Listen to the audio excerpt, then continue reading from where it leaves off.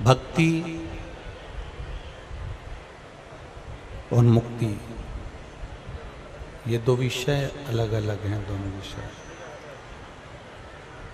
जब भक्ति और मुक्ति ये दोनों एक अलग अलग विषय हैं। हम जब भक्ति के पथ पर चलते हैं, हम जब भक्ति के पथ पर चलते हैं तो मुक्ति का मार्ग अपने आप प्रशस्त हो जाता है।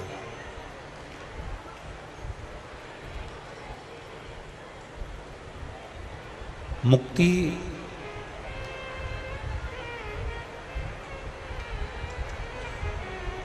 आवाज नहीं है।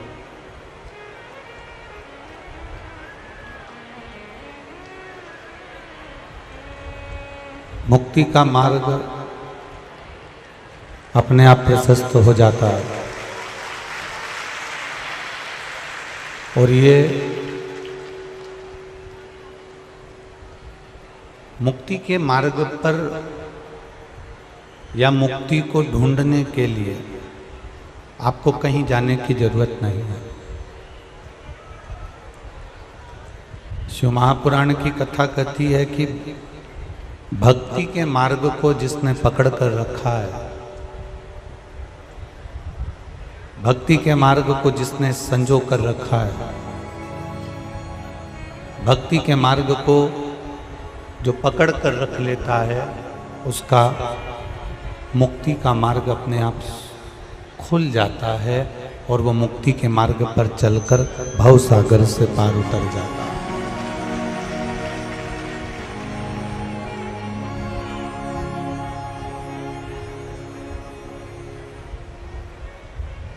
कल कथा में कहा था, कर्जा मत लेना, ज़्यादा लोन नहीं लेना। अगर हमें कुछ जरूरत भी पड़े तो हम देवाधिदेव महादेव की शरणागति में जाएं,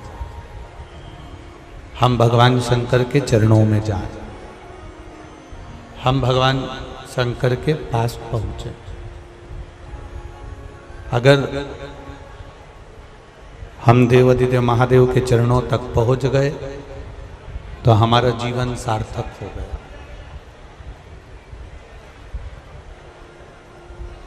कर्ज में और मर्ज में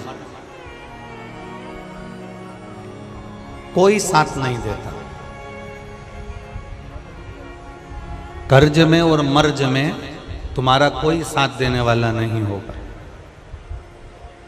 जब शरीर में कष्ट होगा, रोग होगा, बीमारी होगी, तकलीफ होगी, दुख होगा, कष्ट होगा, परेशानियां होंगी, तब कोई साथ देने वाला नहीं होगा। उस समय पर साथ देने वाला केवल आपने जो भगवान शंकर की आराधना करी है, श्री शिवाय नमस्तुभ्यम मंत्र का जाप किया है, पंचाक्षर मंत्र नमः शिवाय कहा है, षडाक्षर मंत्र ओम नमः शिवाय कहा है, भगवान के नाम का जितना आपने गुणगान किया है, आपके कर्ज के समय भी और मर्ज के समय भी, तकलीफ के समय भी और कर्जे के समय भी कोई दूसरा साथ देने वाला नहीं होता। केवल आपकी करी हुई भक्ति और भजन आपका साथ देगा। कोई दूसरा आप अगर विचार करें, आप अपने हृदय चित्त में धारण करें कि हो सकता है कि मेरा कर्जा कोई उतार दे, 10-20 लाख रुपए कोई मुझे दे दे और मेरा कर्जा मुझे चुका दे, ऐसा कोई मिलने वाला नहीं है।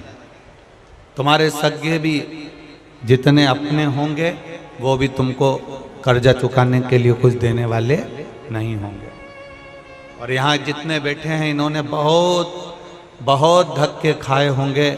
ऐसा नहीं कि कथा केवल महाराज जी कह दिए और आप लोगों ने श्रवण कर लिया, आपने अपनी जिंदगी में भी उतारा होगा। दुख की घड़ी में, तकलीफ की घड़ी में, कष्ट की घड़ी में, रोग की घड़ी में हमारे जीवन के दुख तकलीफ कष्ट कर्ज या मर्ज के समय पर हमने पूरे परिवार कुटुंब कबीले नातेदार रिश्तेदार अपनों से बात भी करी, पर कोई साथ देने वाला नहीं था। आखिरी में अपन ने छोड़ दिया और परमात्मा पर छोड़ा, तब परमात्मा ने साथ देकर वो कार्य सफल कर दिया।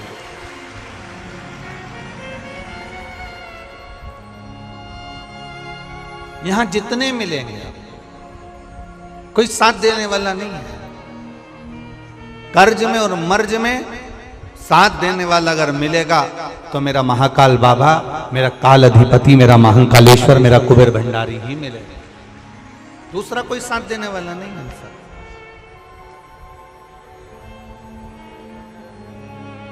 आप जब तक किसी को खिला रहे हो, आप जब तक किसी को कुछ दे रहे हो, तब तक दुनिया के लोग आपका नाम ले रहे हैं। और जिस दिन आपने देना बंद कर दिया, जिस दिन कुछ प्रदान करना बंद कर दिया, दुनिया के लोग आपका नाम लेना भी बंद कर दे। अरे सब मतलब के यार हमने देख लिया संसार हमने देख लिया।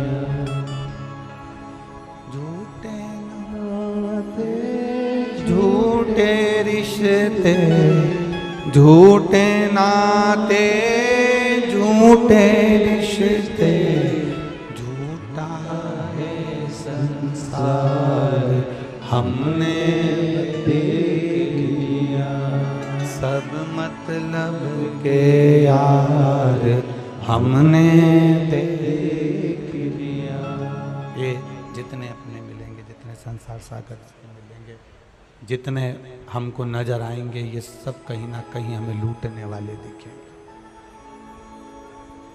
आया समय, अगर दुख की घड़ी है, तकलीफ की घड़ी है, कष्ट की घड़ी है, कहीं अगर अच्छा खासा चल रहा था, फिर काहे उसने फिर कर दिया बर्बाद। जब दुख की घड़ी आती है, कष्ट की घड़ी आती है, तकलीफ की घड़ी आती है,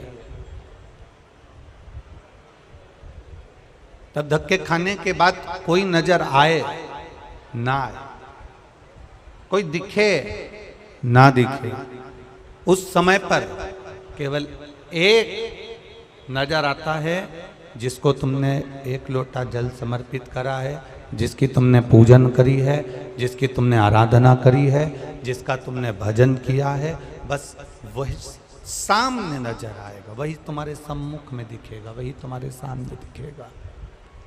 उसके सिवाय कोई तुमको नजर नहीं आएगा। आप कितने बड़े तेरक हो,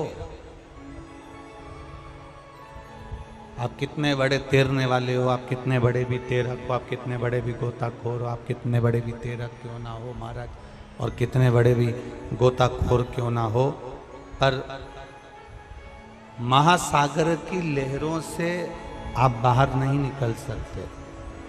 महासागर की लहरों से आप निकल नहीं पाओगे। आप कितने बड़े भी गोताखोर बन जाओ, आप कितने बड़े भी तेरक बन जाओ, महासागर के उस लहरों में अगर एक बार फंस गए तो निकलना बड़ा मुश्किल हो जाता है।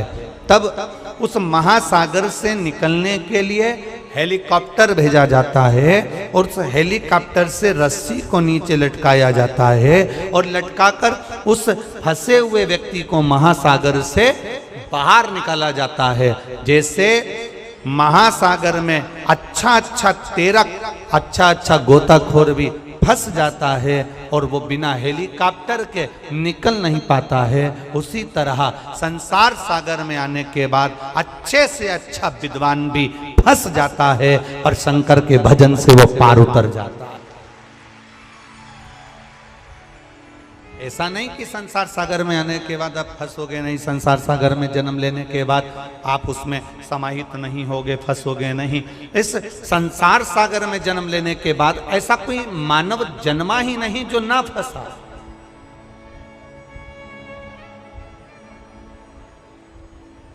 इस संसार सागर में जन्म लेने के बाद ऐसा कोई मानव है ही नहीं जो फंस ना पाया हो।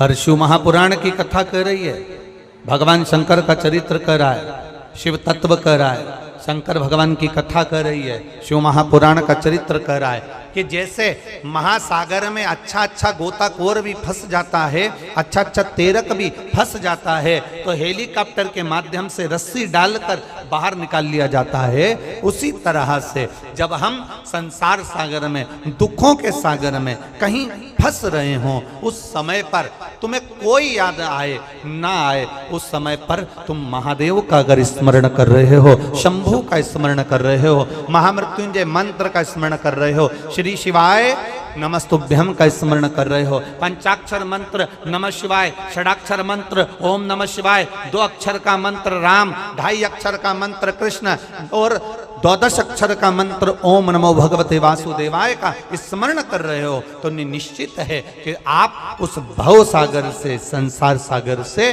कुछ पार उतर सकते हो, आप दूर जा सकते। अरे सब मतलब के यार हमने देख लिया, संसार हमने देख लिया, झूठे नाते झूठे रिश्ते, झूठे नाते झूठे, अरे झूठा है संसार हमने देख लिया, सब मतलब के यार हमने देख लिया। आज जितना सुख हम भोग रहे हैं, ये परमात्मा की कृपा से हमने जो पूर्व में करा होगा, इसलिए अच्छा घर मिल गया, हमने पूर्व में कुछ अच्छा करा होगा, अच्छा पति मिल गया, पूर्व में हमने कुछ अच्छा करा होगा, अच्छी पत्नी मिल गई, पूर्व में कुछ अच्छा करा होगा, अच्छे बच्चे मिल गए, पूर्व में कुछ अच्छा करा होगा तो अच्छा परिवार मिल गया, पूर्व में कोई अच्छा करा होगा तो हमारा सनातन हिंदू धर्म मिल गया, और पूर्व में कुछ अच्छा करा होगा तो शिव महापुराण की कथा में। ये सनातन हिंदू धर्म भी ऐसे ही नहीं मिल जाता, हजारों हजारों जन्म, कोटि कोटि जन्म हमारे निकल गए होंगे। स्वयं शंकर भगवान माता पार्वती से कहते हैं, पार्वती सुनो, मेरा भजन करने वाला संसार सागर में ऐसे ही जन्म नहीं लेता, मेरी कथा सुनने वाला संसार सागर में ऐसे ही जन्म नहीं लेता, मेरे मंदिर में आने वाला संसार सागर में ऐसे ही जन्म नहीं लेता, मेरा मंत्र जाप करने वाला संसार सागर में ऐसे ही जन्म नहीं लेता। सुनो पार्वती, 84 लाख योनियां जब वो काटता है, प्रत्येक योनि में मेरा स्मरण करता है, तब जाकर कुछ अच्छा करते करते सनातन हिंदू धर्म में उसका जन्म होता है, तब जाकर वो भगवान का भजन कर पाता है, तब जाकर वो शिव की स्तुति कर पाता है। और सुनो पार्वती, ऐसा कोई धर्म नहीं जिसमें शिव नहीं। सुनो पार्वती, ऐसा कोई धर्म नहीं है जिस धर्म में लोग कहते हैं हम मंदिर नहीं जाते, जिस धर्म में लोग कहते हैं हम शंकर जी को नहीं मानते, जिस धर्म में लोग कहते हैं हम मूर्ति की पूजन नहीं करते, जिस धर्म में लोग कहते हैं हम देवालय शिवालय तीर्थ नहीं जाते, हम आपके धर्म को नहीं मानते। शिव महापुराण की कथा कहती है, इनके पूर्वजों को उठाकर देख लेना, ये आज भी शंकर की पूजन करते हैं और कल भी करते रहेंगे। शिव के बिना इनकी मुक्ति नहीं है, शिव के बिना इनका मोक्ष नहीं है, शंकर के बिना इनका उद्धार नहीं है।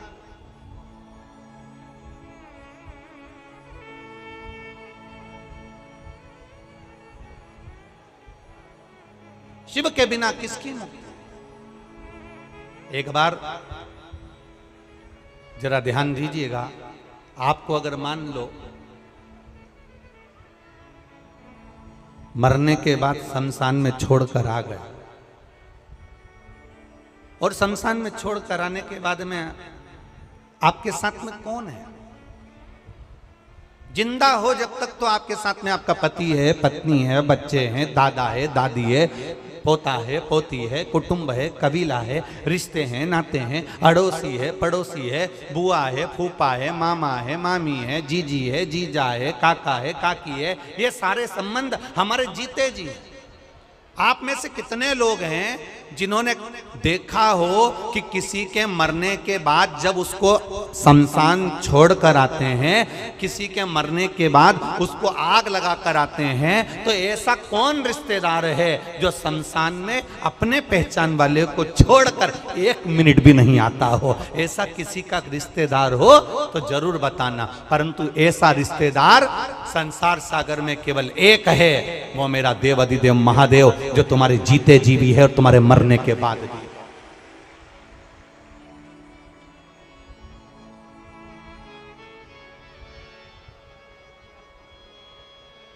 जीते जी भी है और मरने के बाद।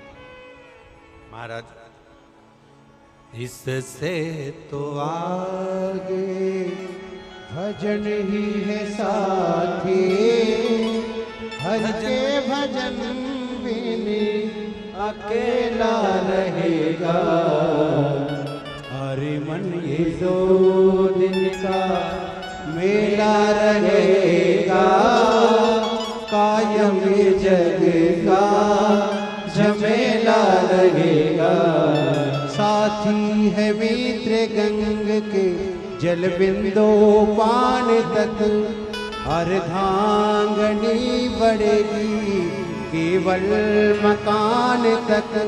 परिवार के सब लोग चलेंगे इस मसान तक, बेटा भी हक निभाएगा तो अग्निदान तक। बस यहीं तक सब हैं, उसके बाद कोई नहीं।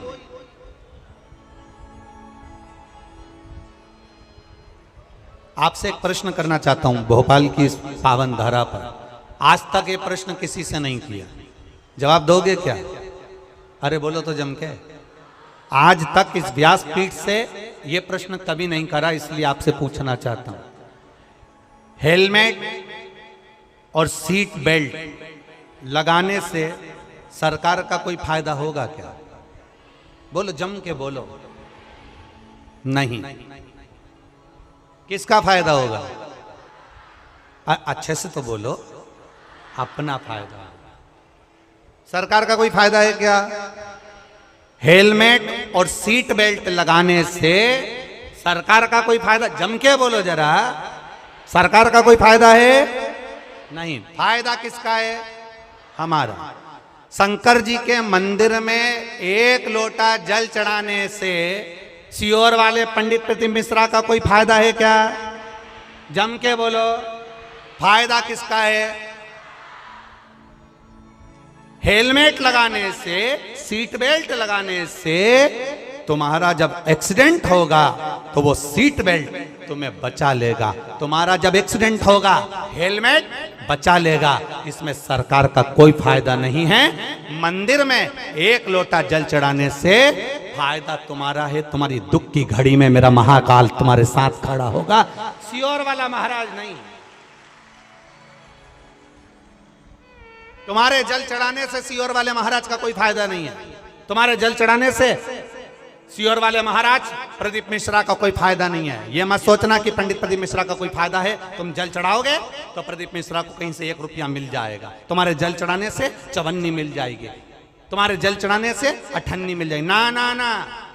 हेलमेट लगाने से सरकार तुम पर बार बार प्रेशर देती है, 200 रुपए का कूपन काट देती है, रसीद काट देती है, हेलमेट लगाओ, हेलमेट लगाओ, सीट बेल्ट लगाओ। क्यों? सरकार का कोई फायदा नहीं है। सरकार का केवल इतना सा कहना है कि तुम हमारे प्रदेश में रह रहे हो, हमारे देश में रह रहे हो, जब तक तुम रहो हमारे प्रदेश में, हमारे देश में, तब तक तुम सुखी रहो, स्वस्थ रहो। इसलिए तुमको सीट बेल्ट लगाना चाहिए, हेलमेट लगाना चाहिए। और हम भी केवल इतना सा चाहते हैं, जब तक मृत्यु लोक में रहो, तुम्हारे जीवन में अगर दुख आए तो 1 लोटा जल शिव जी के मंदिर में चढ़ाते रहो। इसमें सीहोर वाले महाराज का कोई फायदा नहीं, इसमें तुम्हारा फायदा है। तुम्हारे दुख की घड़ी में कालाधिपति मेरा कुबेरेश्वर महादेव खड़ा मिलेगा, वो परमात्मा मिलेगा।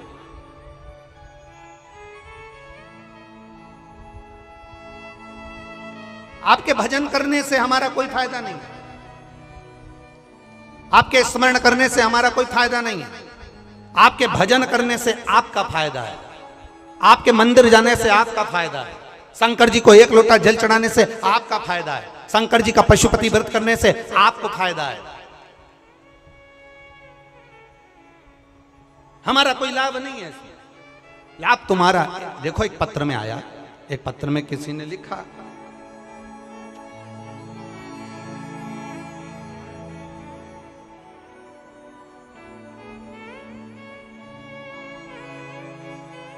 मैं राधा वर्मा, राधा कृष्ण नगर करोंद में रहती हूं। कहीं बैठी हो तो हाथ हिला सकती है। मैं राधा वर्मा, कहीं बैठी हो तो हाथ हिला सकती हैं।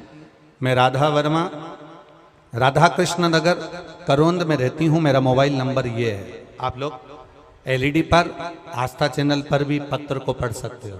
कहीं बैठी हो तो हाथ जरूर हिलाइएगा।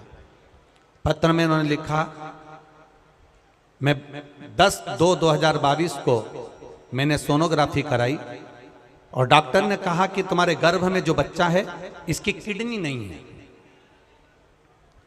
इसकी किडनी नहीं है। गुरुदेव, बड़ा दुख हुआ।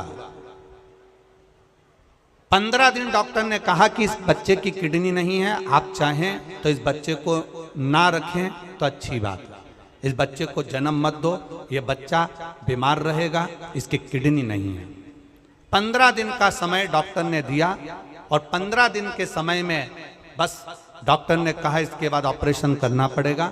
हमने दूसरे हॉस्पिटल में जाकर बच्चे की जांच कराई, उसने भी यही कहा कि इस बच्चे की किडनी नहीं आ रही है, सोनोग्राफी में किडनी नहीं है।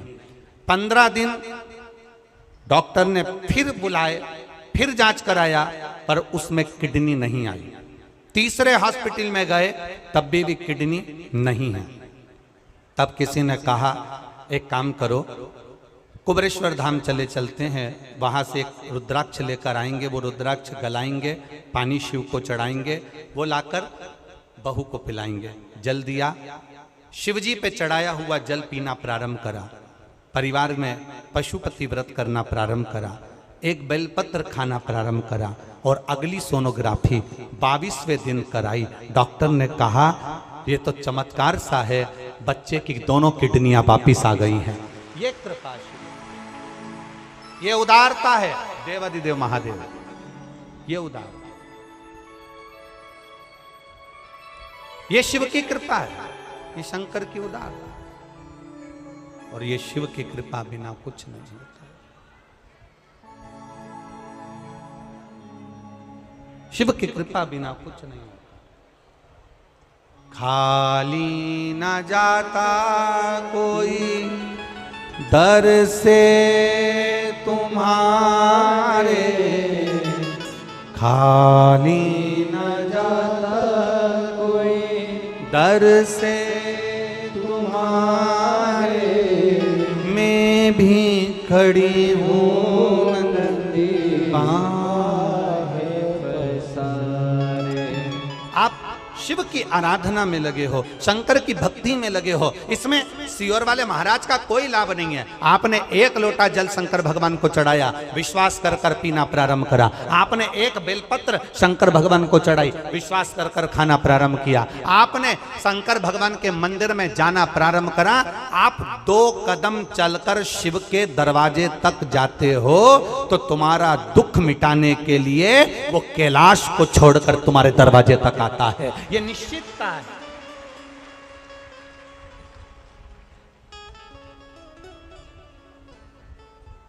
हेलमेट लगाने से, सीट बेल्ट लगाने से सरकार का कोई फायदा नहीं है, फायदा तुम्हारा है।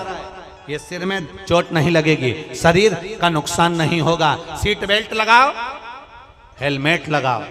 जल चढ़ाने से सियोर वाले महाराज का कोई फायदा नहीं होगा, फायदा तुम्हारा है। तुम जाओ शंकर के मंदिर पर। कई लोग हैं हेलमेट को गाड़ी के ऊपर टांग कर रख लेते हैं पर नहीं लगाते। बोलो सही है कि गलत है? बोलो बोलो, जम के बोलो। नहीं लगाते। कई लोग हैं गाड़ी में, वीआईपी गाड़ी, 50 लाख की गाड़ी का इतना ध्यान रखते हैं, इतना ध्यान रखते हैं, एक स्क्रैच भी नहीं लगना चाहिए, पर गाड़ी के अंदर बैठे हैं तो सीट बेल्ट नहीं लगाते। एक 25,000 के मोबाइल पर कवर चढ़ा कर रखते हैं, इसमें स्क्रैच नहीं आना चाहिए। और ये भगवान ने करोड़ों का शरीर दिया, इसमें स्क्रैच आ जाना चाहिए। करोड़ों का शरीर परमात्मा ने दिया है, करोड़ों का शरीर दिया, और उसको हम समझ नहीं पा रहे। अभी छत्रपति संभाजी नगर की कथा में आपको एक बात कही थी, 50 लाख की गाड़ी में, 30 लाख की गाड़ी में, 70 लाख की गाड़ी में, 80 लाख की गाड़ी में, 1 करोड़ की गाड़ी में, 50,000 की गाड़ी में, 25,000 की गाड़ी में, 72,000 की गाड़ी में, आप में से कितने लोग बैठे हैं जो अपनी गाड़ी में पेट्रोल डीजल की जगह गटर का पानी, नली का पानी, नाले का पानी डालकर चलाते हैं? आप में से कितने लोग बैठे हैं? बोलो बोलो, जल्दी बोलो। कोई है ऐसा जो गटर का पानी, नाली का पानी, नल्ले का पानी गाड़ी में, 70,000 की गाड़ी, 50,000 की गाड़ी, 1 लाख की गाड़ी, कोई नहीं जो केरोसिन का तेल डालकर भी 1 लाख की गाड़ी, 1 करोड़ की गाड़ी को केरोसिन का तेल डालकर चलाता हो?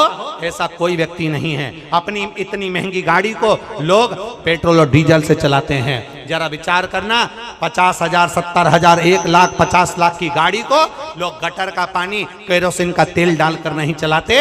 केवल ये करोड़ों की गाड़ी में लोग ना जाने कौन कौन सी गटर का पानी डाल डालकर चला रहे हैं। ये करोड़ों की गाड़ी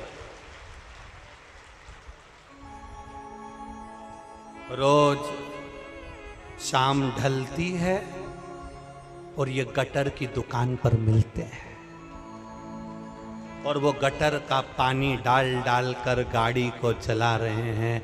ये गाड़ी कब तक चलेगी? कब तक? कब तक चलेगी? ये गाड़ी बहुत दिन तक चलने वाली नहीं। फिर ए भाई, अच्छे से सुनना जरा,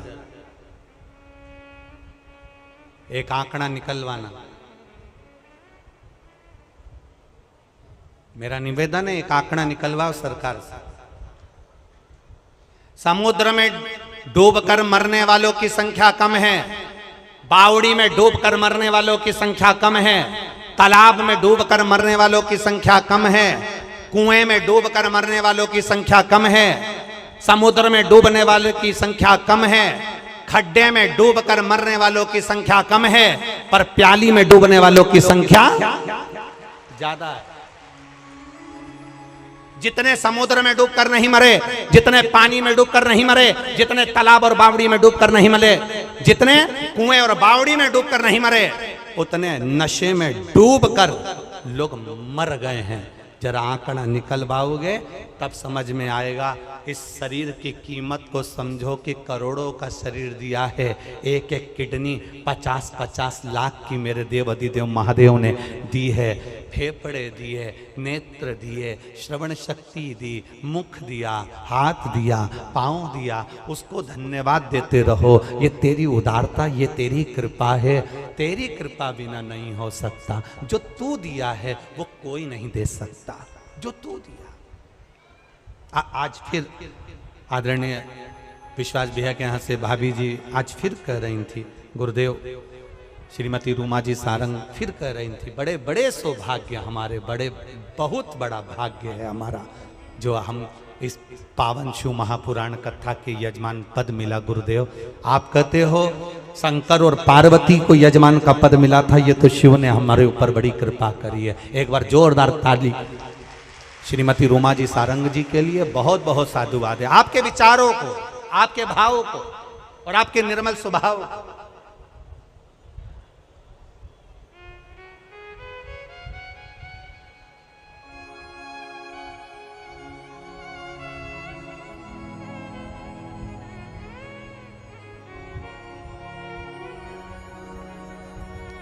एक बात और कहना चाहते हैं, कहीं भाभी बैठी है का कथा सुनने, रूमा सारंग जी, श्रीमती रूमा सारंग बैठे।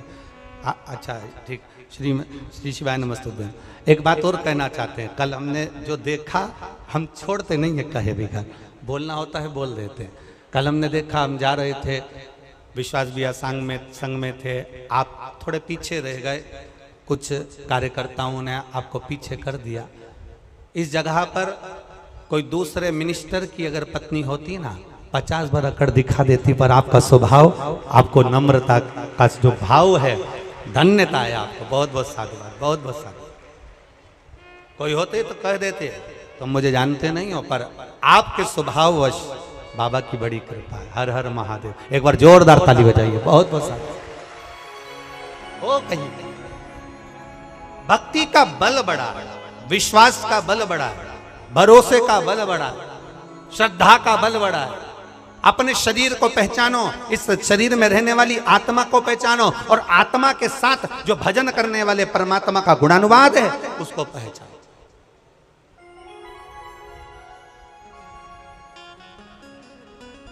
पहचानना। ये हेलमेट लगाने से के फायदा केवल तुम्हारा है, सीट बेल्ट लगाने से फायदा केवल तुम्हारा है, जल चढ़ाने से फायदा केवल तुम्हारा है। शंकर के मंदिर तुम 2 कदम चलकर जा रहे हो। मेरा देव अधिदेव महादेव तुम्हारे दुख की घड़ी में, तुम्हारे कष्ट की घड़ी में, तुम्हारे तकलीफ की घड़ी में कोई खड़ा हो ना खड़ा हो, पर मेरा महादेव तुम्हारे जीते जी भी है और तुम्हारे जाने के बाद भी शमशान में भी वही खड़ा है, बैठा इंतजार में तुम्हारे लिए तत्पर खड़ा हुआ, तत्पर।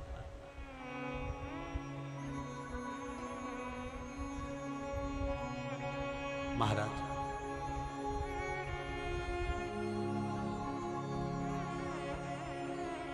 बहुत अच्छे से समझिएगा।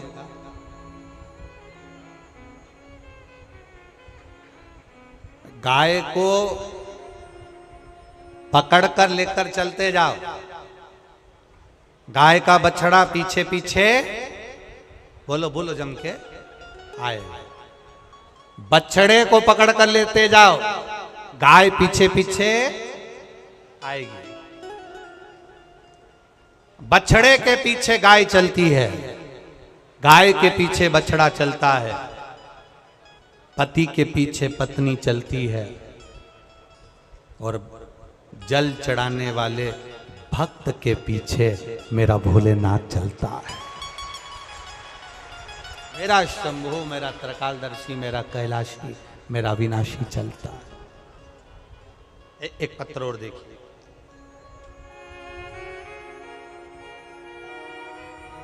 मैं सुनीता बैरागी, टीला जमालपुरा, भोपाल से हूं। मेरा मोबाइल नंबर ये है। कहीं बैठी हैं? सुनीता बैरागी, टीला जमालपुरा, भोपाल से। कहीं बैठी आप ही हैं? दोनों हाथ हिला दो ऐसा एक बार। हाँ, दोनों हाथ हिला दो। मैं सुनीता बैरागी, टीला जमालपुरा, भोपाल से हूं। आपने भजन की एक लाइन अच्छी लिखी है, अरे लुटा दिया भंडार काशी वाले ने, कर दिया माला काशी वाले। गुरुजी, पशुपति व्रत का और 1 लोटे जल का क्या महत्व है, मैं क्या वर्णन करूं गुरुदेव। मेरे भोले बाबा ने क्या करा, मैं किसको बताऊं। दुनिया के लोग विश्वास करें ना करें 1 लोटे जल पर मैं विश्वास करती हूं। बहुत समय से सरकारी नौकरी की तैयारी कर रहा था पुत्र, कहीं पर भी सरकारी नौकरी नहीं लग रही थी। तब उससे कहा कि एक बार पशुपति व्रत करो और शिव जी के मंदिर में 1 लोटा जल चढ़ाओ, प्रतिदिन चढ़ाओ। मेरे बेटे ने कहा, माँ जल चढ़ाने से कोई नौकरी लगती है क्या? मैंने कहा, सियोर वाला महाराज कहता है, एक बार करने में क्या जाता है, नौकरी के लिए अप्लाई करो और जल चढ़ाओ। मेरे बेटे ने अप्लाई करा नौकरी के लिए, जल चढ़ाया, पढ़ाई दिल से करी, विद्या अध्ययन दिल से करा। खूब अध्ययन करने के बाद जब मेरे बेटे ने नौकरी के लिए अप्लाई करा, आज मेरे बेटे को रेलवे में स्टेशन मास्टर के पद पर चयनित किया गया है। मैं बाबा को यहाँ धोख लगाने के लिए। बधाई आपको बहन, बहुत बहुत। विराजी हर हर। शिव कृपा किसको कहते हैं? शंकर की उदारता किसको कहते हैं? शिव स्मरण किसको कहते हैं? शंकर की भक्ति किसको कहते हैं? इसमें सियोर वाले महाराज का फायदा नहीं तुम्हारे जल चढ़ाने से, बेलपत्री चढ़ाने से सियोर वाले महाराज का फायदा नहीं है। पर तुम्हारे जल चढ़ाने से, तुम्हारी बेलपत्र चढ़ाने से, तुम्हारे भजन करने से, तुम्हारा पशुपति व्रत धारण करने से फायदा तुम्हारा है। तुम दिल से शिव महापुराण की कथा सुन रहे हो। इतने सारे पंडाल, रोज पंडाल बढ़ रहे हैं, रोज पंडाल बढ़ाए जा रहे हैं। प्रतिदिन लाखों की संख्या में लोग बढ़ बढ़कर यहाँ आ रहे हैं। तुम्हारी लाखों की संख्या में आप लोग जो कथा सुनने आए हो, इतना विश्वास रख कर जाना कि खाली मेरा भोलेनाथ नहीं भेजेगा, तुम्हें भरकर भेजेगा। यहाँ खाली नहीं भेजेगा।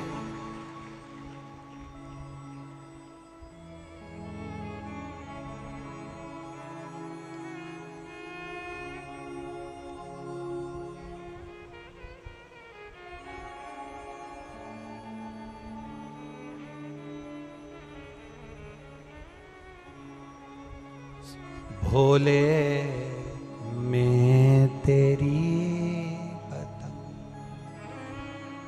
हवा विच उड़ती जावांगी, बाबा डोर हथों छड़ी ना मैं कटी जावांगी। भोले मैं तेरी पतंग शंभो मैं तेरी पतंग हवा बिच उड़ती जावांगी,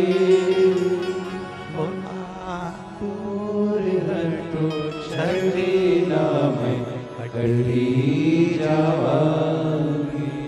बाबा मैं तेरी पतंग शंभो मैं तेरी पतंग। हमारा भाव, हम भगवान के भजन में जो समय लगा रहे हैं, भगवान के स्मरण में जो समय लगा रहे हैं, वो समय खाली नहीं जाए। पार्वती जी ने शिव जी की आराधना करी थी, माता पार्वती जी ने भगवान शंकर की आराधना करी थी।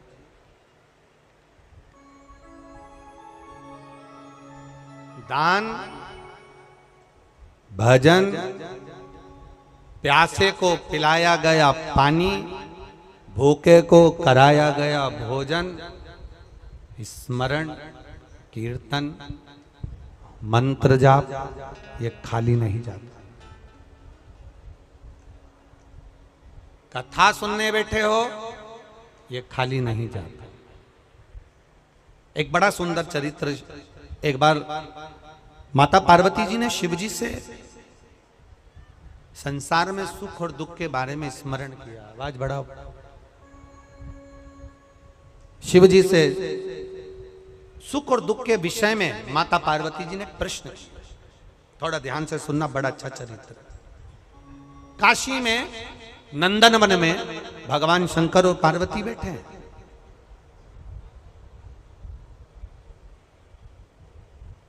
और नंदन वन में जब माता पार्वती और शिव जी बैठे थे, तो पार्वती जी ने शिव जी से एक प्रश्न करा कि जीवन में सुख और दुख कितने विचित्र हैं, ये क्यों आते हैं?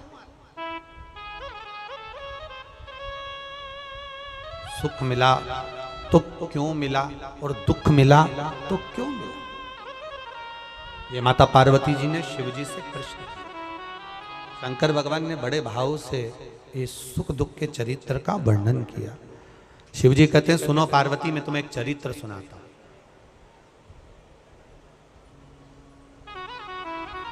नंदनवन काशी में बैठे हैं,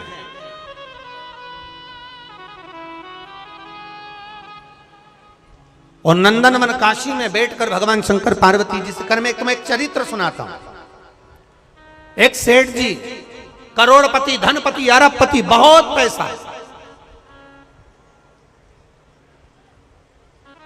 दुनिया का सारा ठाठ सेठ जी के पास में था, दुनिया का सारा वैभव सेठ जी के पास में था, करोड़ों का धन सेठ जी के पास में, गाड़ी बंगला सब कुछ, सब दिया परमात्मा ने, बहुत दिया। पर सेठ जी कंजूस थे और उन्होंने अपनी जिंदगी में आज तक एक चवन्नी का दान नहीं किया, कभी किसी को एक गिलास पानी नहीं पिलाया, रिश्तेदार भी अगर आ जाएं तो वो पानी ना पिलाए, भोजन ना कराए, तो रिश्तेदारों ने आना भी बंद कर दिया, कोई नहीं आता, कभी दान नहीं करा। और उसके यहाँ का नियम था, सेठ जी के 3 बेटे, सेठ जी के तीनों बेटों में से 2 बेटों की शादी हो गई, एक बेटा कुंवारा था, सबसे छोटा वाला। छोटे बेटे की शादी होना थी, सेठ जी ने संबंध देखा और बच्चे का विवाह करा। छोटी बहू घर के अंदर आ गई। छोटी बहू आई तो घर की जो जेठानियां थी, दोनों जेठानियों ने छोटी बहू को अपने कमरे में बिठाया और बिठाकर समझाया, सुनो,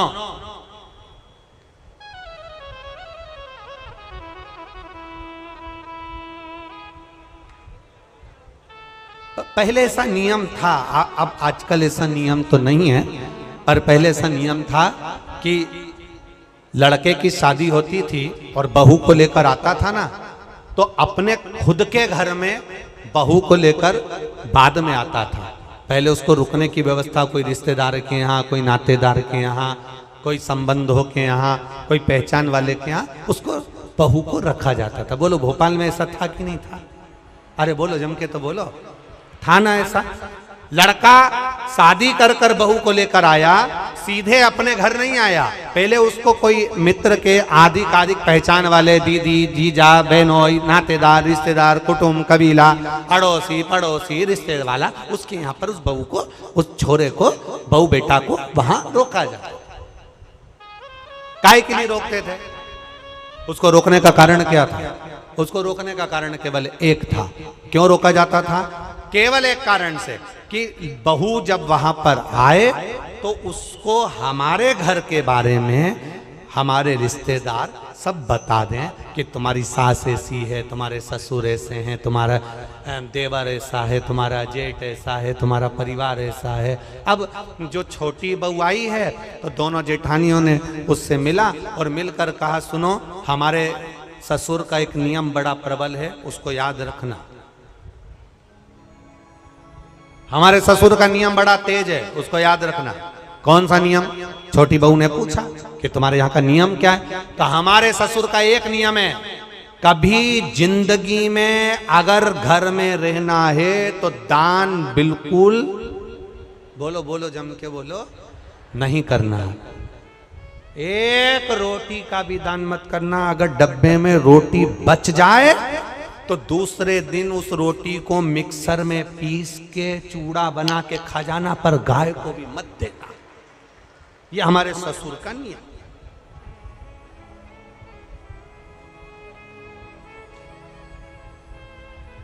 मेरा विश्वास कहता है अपने भोपाल की तो ऐसी बहू नहीं होगी और ना ऐसा कोई रिश्तेदार होगा कि रोटी गाय को भी ना दी जाए, कुत्ते को भी ना दी जाए और पक्षी को भी ना दी जाए। एक विश्वास कहता है मेरा, भरोसा कहता है मेरा, और हमारा भरोसा ये कहता है कि सनातन धर्म में ऐसा कोई व्यक्ति नहीं जो गौ माता को एक रोटी ना देता हो, सब देते हैं। सनातन धर्म में ऐसा कोई, हम दूसरे की कोई बात नहीं कर रहे, हमें अपने घर से मतलब है, हमें अपने घर से। कई लोग आपको मिलेंगे, कई लोग आपको कहने आएंगे, वो दूसरे की बात करेंगे कि उन्होंने ऐसा कर दिया, उन्होंने वैसा कर दिया। हमें दूसरे धर्म से कोई मतलब नहीं, हम अपना घर देखें ना पहले। आज के समय में लोग अपना घर देख नहीं रहे, अपना सनातन धर्म देख नहीं रहे और दूसरे धर्म से मतलब रखे तो क्या मतलब है? हमें अपने से मतलब है, अपना घर हम देखें, अपना परिवार हम देखें। कहा हमारे यहाँ का नियम है, एक रोटी भी गाय को ना जाए, एक रोटी भी कुत्ते को ना जाए, जरा सा भी दान नहीं करोगे। छोटी बहू से कहा नियम याद रखना। छोटी बहू ने मन में सोचा, मेरे पिताजी तो हमेशा कहते थे कि दान करो, धर्म करो, साथ जाएगा। दान करोगे साथ जाएगा, रोटी खिलाओगे साथ जाएगा, किसी को पानी पिलाओगे साथ जाएगा। ये बाकी का तो सब यहीं छूट जाएगा। बाकी का जो तुमने दान धर्म पुण्य करा, कथा सुनी, स्मरण करा, कीर्तन करा, मंत्र जाप करा, दान दिया, यही तो साथ जाएगा। अब इस छोटी बहू के पिताजी ने ये समझाया था और ससुर जी कह रहे कि एक अन्न का दान नहीं होना चाहिए, 1 रुपया दान नहीं होना चाहिए। बड़ी बड़ी ठीक है। जाई विधि राखे राम, जम के बोला करो जरा, ताई विधि राई। हम तुमसे बार बार इसलिए बुलवाते हैं कि तुम्हारे पास में कोई बैठी हो और वो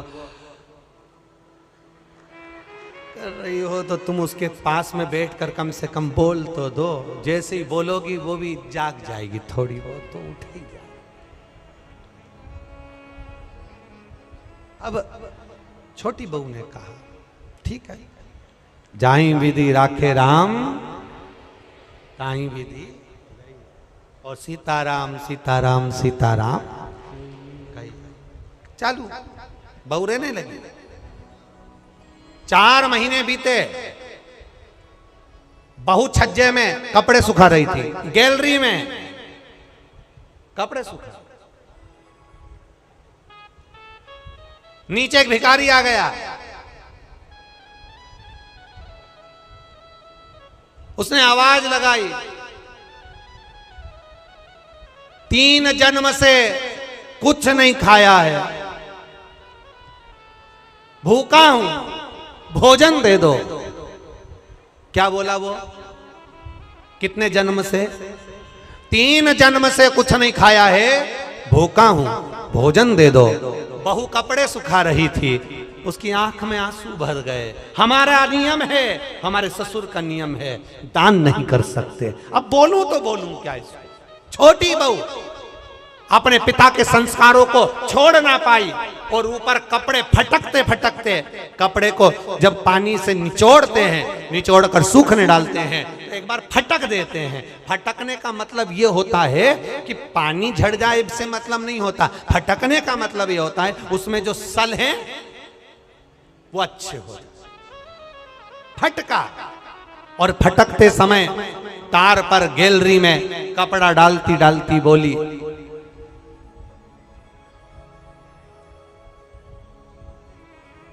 बासी खाना खा रहे हैं, कल हमारा उपवास है। क्या बोली? आप भी बोलो, जम के बोलो।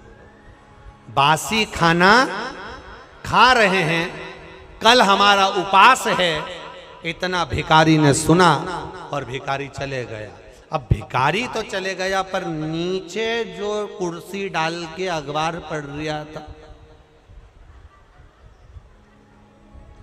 कौन? जम के बोलो, ससुर। बस उसने सुन लिया। अच्छा हुआ तुमने ससुर बोला हो, नहीं तो एक जगह कथा कर रहे थे, उन्होंने कह दिया एक भिखारी तो चले गया, पर नीचे जो कुर्सी डाल के अखबार पढ़ रहा था, तो लोगों ने कह दिया वो भी। भोपाल के लोग, एक बात तो है, इस मामले में समझदार बहुत है। जबरदस्ती लोग भोपाली लोगों का, भोपाल के लोगों के कह देते हैं साहब माँ तो इतनी गाली बकते हैं, माँ तो ये साड़ा तेड़ा बोलते हैं, साहब माँ तो बात बात में अपशब्द कह देते हैं। हमने देखा, अभी हमको भी यहाँ पर 3 दिन हो गए, सब अच्छे से ही बोल रहे हैं, सब अच्छे। एक भी ऐसा नहीं मिला जो गड़बड़ बोला, एक भी। बड़े भाव, वो तो दुनिया के लोग हैं, कहते रहेंगे, अपन तो अपना भजन करो। भिखारी चले गया, कुर्सी डालकर अखबार पढ़ रहा था। कौन? ससुर। और अखबार पढ़ते पढ़ते उसके कानों में शब्द गया कि बहू ने कहा बासी खाना खा रहे हैं, कल हमारा उपवास है। भिखारी तो गया, ससुर को क्रोध आ गया और ससुर को गुस्सा आया। बताओ, कल की आई बहू, 4 महीने नहीं हुए, इसको कौन सा बासी खाना खाने को दे दिया और कौन सा इससे उपवास करवा दिया? इतना अच्छा खाना मिल रहा है, रोज ताजा खाना खा रही है, अच्छे से रह रही है, इसका पति कमा रहा है और हम उपवास करा रहे हैं। ससुर को क्रोध आया, उसने दोनों बहुओं को बुलाया। बड़ी बहुओं को बुलाकर कहा अब इस बहू को मैं अपने घर में नहीं रख सकता, क्योंकि इसने मेरी बदनामी कर दी एक भिखारी के सामने। मेरी बदनामी कर दी है भिखारी के सामने।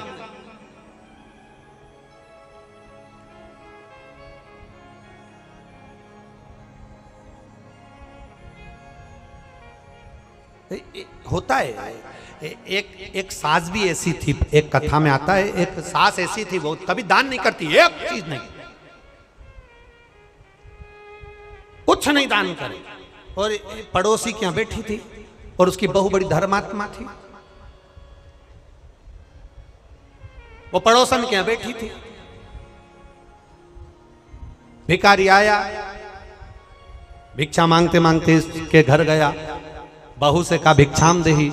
बहू ने तुरंत उठाकर एक कटोरी आटा भरकर उसको दे दिया। अब ये भिक्षा मांगते मांगते पड़ोसन के यहाँ गया, ये भी वहीं ओटले पे बैठी थी सास भी। इतने में तुरंत सास ने वहां पर आवाज लगाया, भिक्षुक ने, माता भिक्षाम देही। तो पड़ोसन ने भी उसको भगा दिया।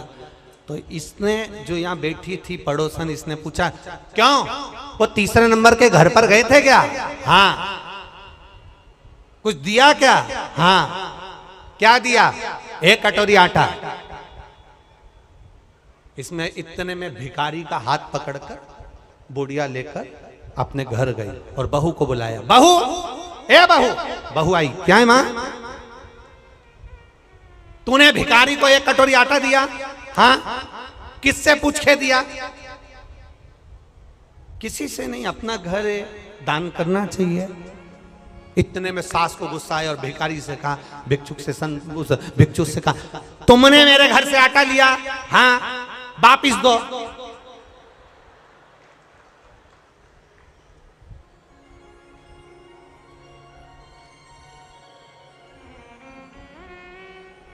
भिखारी ने कटोरा भर के आटा निकाला, दे दिया। जाओ,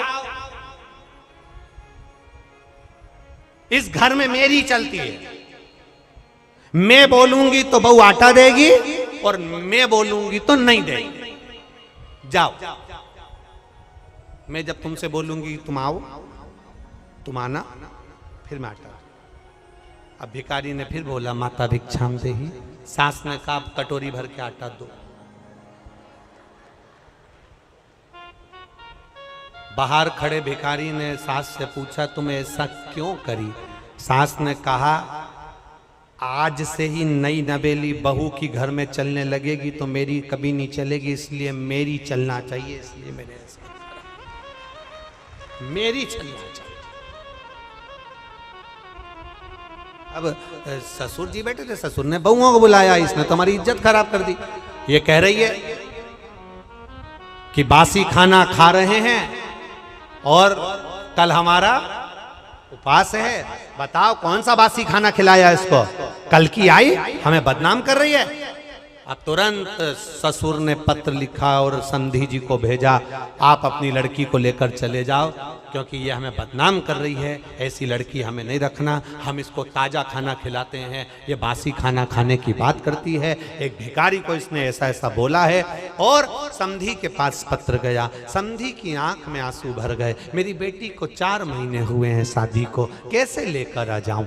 और मेरी बेटी ऐसी है ही नहीं, मैंने उसको संस्कार दिए हैं, वो कभी गलत कर ही नहीं सकती, ये मेरा विश्वास कहता है, ये मेरा भरोसा करता है। मैं कैसे कह दूं कि मेरी बेटी ने कुछ गलत कहा होगा, कि मैं भूखी मर रही हूं या मेरा उपास कर रही हूं या हम बासी खा रहे हैं? ये मेरी बेटी बोल नहीं सकती, भले बासा खा लेगी पर बोल नहीं सकती। आखिर हुआ क्या है? ससुर ने, समधी ने पंचायत बिठाई और पंचायत में बैठे हुए लोगों से कहा, क्या मेरी बेटी ऐसी है? नहीं, तुम्हारी बेटी तो संस्कारवान है, ऐसा बोल ही नहीं सकती। बुलाओ समधी को। और बुलाया सेठ जी को, बोलो सेठ जी क्या बात है? सेठ जी ने कहा, ये खड़ी लड़की, ये खड़ी मेरी छोटी बहू, इसने भिखारी से कहा हम बासी खाना खा रहे हैं और कल हमारा उपास है। पूछो नहीं बोला क्या इसने? रोज ताजा खाती है, चाय बनाकर पीती है, दूध पीती है, गरम गरम भोजन करती है, फिर इसने कैसे कह दिया कि बासी खाना खा रहे हैं और कल हमारा उपास है? इतने में पंचायत ने बेटी से पूछा, बेटी बता कि बासी खाना खा रहे हैं, कल हमारा उपास है, तूने भिखारी से ऐसा क्यों कह दिया? बेटी कहती है, मेरे पापा कहते थे ये जो मकान दिख रहा है, जो ये दुकान दिख रही है, जो ये गाड़ी दिख रही है, ये हमने पूर्व में करा होगा। बासी है, पुराना करा था तो आज मिल गया, और अगर आज नहीं करेंगे तो कल भूखे मरना पड़ेगा, इसलिए उपास करना पड़ेगा। ये बासी है, 50 लाख की गाड़ी में घूम रहे हो, समझ लेना पूर्व का हमारा पुण्य है। अच्छा भोजन कर रहे हो, समझ लेना पूर्व का हमारा पुण्य है। खूब धन है तुम्हारे पास में, समझ लेना पूर्व का हमारा पुण्य है। आज अपना राशि ठाठ है, ये पूर्व का पुण्य है। हमने पूर्व में कुछ अच्छा करा होगा। बासी खाना खा रहे हैं, पूर्व का करा था, आज हमें सुख मिल रहा है। और अगर आज हम दोनों हाथों से नहीं करेंगे तो कल 3 बत्ती चौराहे पर कटोरा लेकर भीख मांगते हुए भूखे मिलेंगे। पूर्व का कर्म है हम।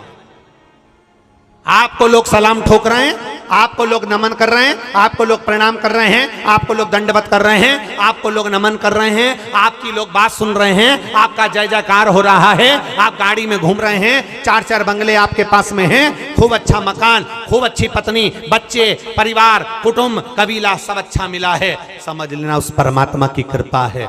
दोनों हाथों से पुराने समय में करा था, इसलिए आज मिल गया। आज दोनों हाथों से करते हुए चलना, तो अगला जन्म जब मिले तो भगवान फिर टूटमान होकर देता चले, इसलिए दोनों हाथों से लुटाते चले। आज बासी खाना बोलो बोलो जम के खा रहे हैं। पति अच्छा मिला है, समझ लेना अच्छा परिवार मिला है, समझ लेना अच्छा घर मिला है, समझ लेना सुनने को कथा मिल रही है, समझ लेना पूर्व में कुछ अच्छा करा होगा, आज मिल रहा है। पूर्व में अच्छा करा, आज मिल।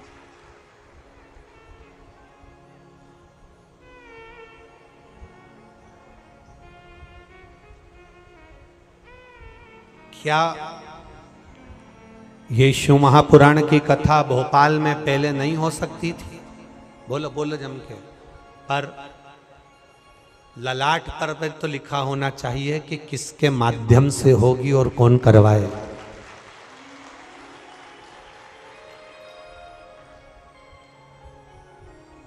स्वर्गीय श्री कैलाश नारायण जी सारंग जी, जिनका पुण्य इतना प्रबल होगा, कहीं मां नर्मदा के तट पर रहे और मां नर्मदा जी की गोद में रहकर ना जाने कितने लोगों को, नर्मदा परिक्रमा करने वालों को, सदाव्रतियों को कुछ अन्न का दान किया होगा, कुछ पुण्य का कार्य किया होगा। तब नर्मदा जी ने सुनकर ये शिव महापुराण की कथा उनके कुल में करा दी।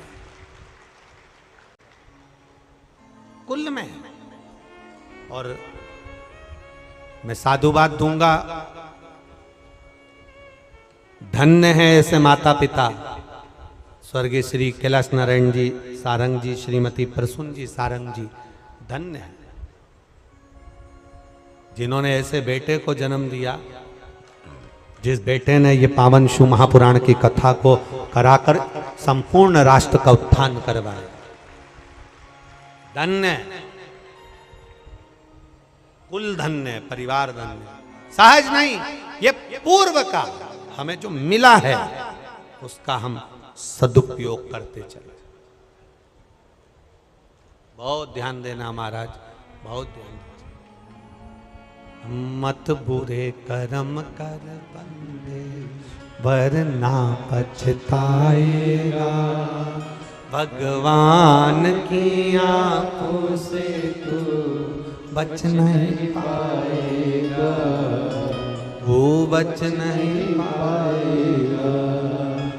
अरे ओ अज्ञानी मत करना दानी, अरे ओ अज्ञानी मत करना दानी। तेरे कर्म का फल भी तो ही पाएगा, जैसा किया तूने तेरे आगे मत बुरे कर्म कर बंदे, वरना पछताएगा, भगवान की आंखों से तू बच नहीं पाएगा, तू बच नहीं पाएगा। अरे ओ अज्ञानी मत कर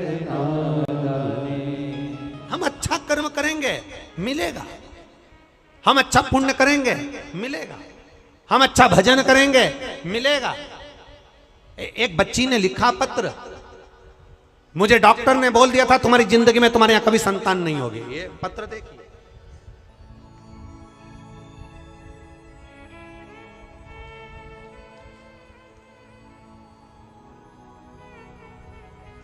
मेरा नाम मनीषा चोटेले है, मैं एकतापुरी कॉलोनी अशोका गार्डन में रहती हूं। कहीं बैठी हो तो हाथ हिलाइए, कहीं पर बैठी हो तो हाथ हिला सकती हैं। मेरा नाम मनीषा चोटेले है, मैं एकतापुरी कॉलोनी अशोका गार्डन में रहती हूं। कहीं बैठी हो तो हाथ हिला सकती हैं। अशोका गार्डन में रहती हूं। मैं बाबा की कृपा का क्या बखान करूं महादेव, पर मेरा पूरा भरोसा हो गया गुरुदेव, बड़ी कृपा। मेरी बहन करिश्मा की शादी को 5 साल हो गए थे, संतान का सुख नहीं। जितने डॉक्टरों को दिखाया सभी डॉक्टरों ने बताया कि आपको संतान का सुख नहीं हो सकता, क्योंकि आप में कुछ प्रॉब्लम है जिसके कारण बस संतान का सुख नहीं होगा। सारे ट्रीटमेंट करवाए, संतान का सुख नहीं हुआ। टेस्ट बेबी करवाया, संतान का सुख नहीं हुआ। जब टेस्ट बेबी करवाने के बाद भी संतान का सुख नहीं हुआ, तब आखिरी में हार कर बैठ गए। हमारे किसी परिचित ने कहा, एक छोटी सी क्लिपिंग व्हाट्सएप पर भेजी जिसमें शिव महापुराण की कथा आपकी आई, वो देखना चालू करी। हमने हमारी बहन को भेजा, बहन ने पशुपति व्रत निकाला, सफेद आंकड़े की जड़ का प्रयोग करा, शंकर जी को लोटा भर जल चढ़ाकर पीना चालू करा और बाबा की कृपा से उसका गर्भ ठहर गया। 17 जनवरी 2023 को मेरी बहन के यहाँ संतान की प्राप्ति हो गई, जिसका मैं फोटो लगा रही हूं। यह शिव तत्व है, यो घड़ी है, उसकी कृपा, उसकी दया, उसकी उदारता कम नहीं होती।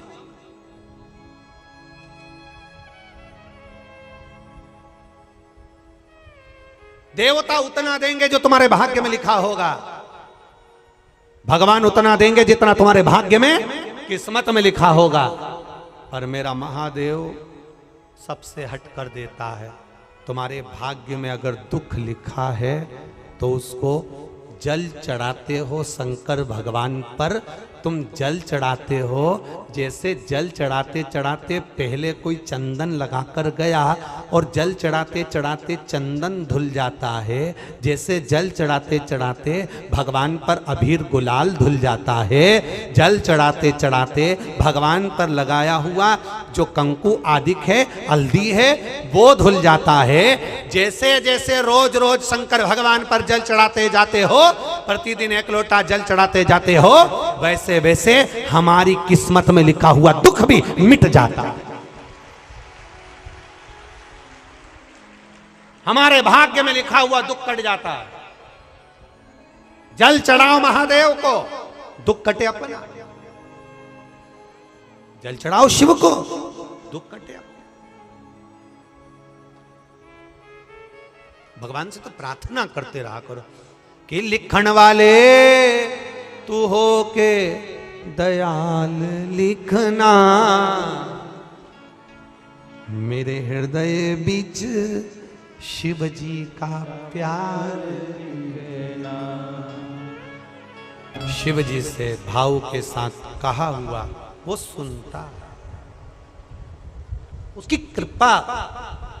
पार्वती जी शिव जी से कहती हैं, एक बार देवादिदेव महादेव आनंद के साथ में विराजमान थे, पार्वती जी उनके नजदीक में आकर बैठ गई और मां पार्वती जब नजदीक में आकर बैठी तो पार्वती जी ने भगवान शंकर से कहा कि तारकासुर के संहार के लिए षडानंद कार्तिकेय का प्रागट्य हुआ है और तारकासुर मरेगा। पर तारकासुर तो आपका भजन करने वाला है। पहले भी कथा में कहा, आज फिर कहते हैं, शंकर भगवान का कोई दुश्मन नहीं है। 33 कोटि देवी देवता में केवल एक देवाधिदेव महादेव ऐसे हैं जिनका कोई दुश्मन नहीं। राक्षस भी उनका भजन करते हैं, असुर भी उनका भजन करते हैं, देवता भी उनका भजन करते हैं, गंधर्व भी उनका भजन करते हैं, अप्सराएं भी उनका भजन करती है, किन्नर भी उनका भजन करते हैं, पशु भी उनका भजन करते हैं, पक्षी भी उनका भजन करते हैं। संसार में रहने वाला प्रत्येक जलचर थलचर वायुचर जीव सब उनका भजन करते हैं। इसलिए उसका नाम पशुपति नाथ है, सब भजन करते हैं। इसलिए शंकर का कोई दुश्मन नहीं, मेरे देव अधिदेव महादेव का कोई दुश्मन, कोई दुश्मन।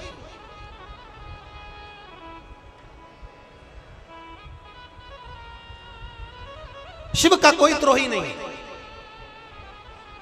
जो उसके दरवाजे पर आया उसने भर पल्ला झाड़ के नहीं, छप्पर फाड़ के दिया। देखो एक पत्र आया,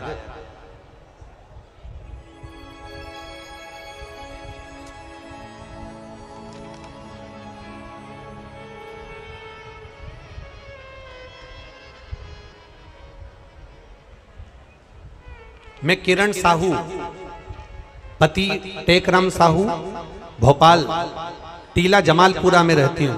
कहीं बैठी हो तो हाथ हिलाइएगा। जहां कहीं बैठी हो, कहीं बैठी हो तो दोनों हाथ हिला दीजिएगा ऐसा एक बार।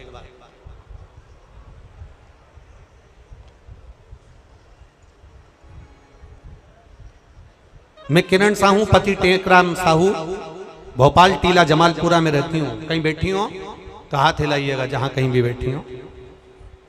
टीला जमालपुरा में रहती हूँ।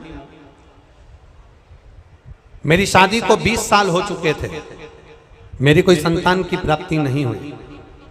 डॉक्टर को दिखाने पर बताया कि आपकी दोनों ट्यूब ब्लॉक है, आपको दूरबीन वाला ऑपरेशन करवाना पड़ेगा।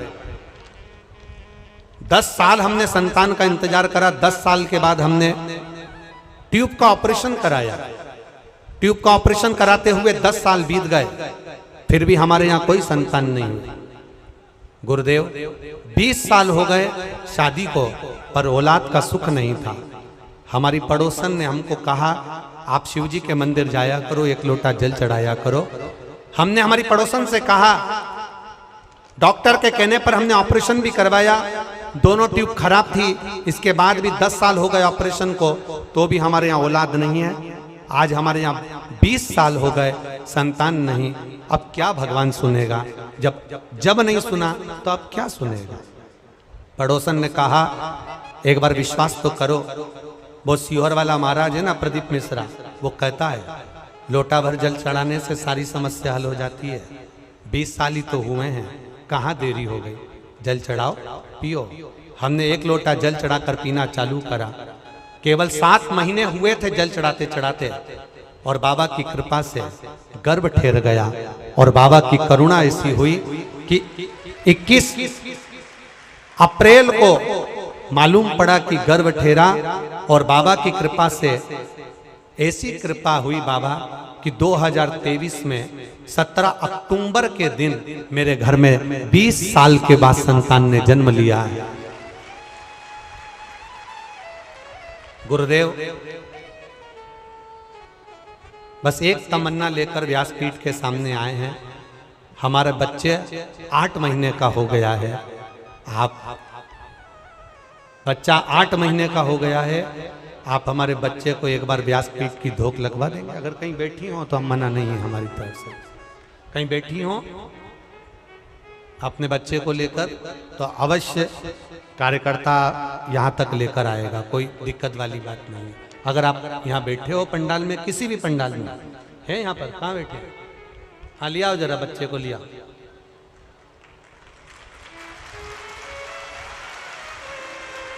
हाँ लिया ही। एक पत्र और बड़ा सुंदर आया है, ध्यान दीजिए।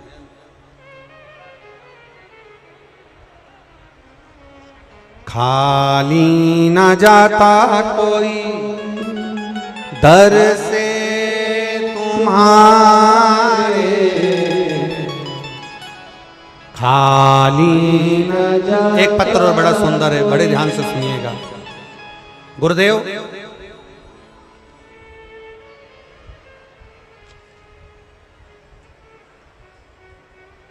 मेरी बहन का नाम सोनू बुंदेला है, जिसका विवाह 2009 में ललितपुर के एक ग्राम में भरोनी देलवारा में हुआ है।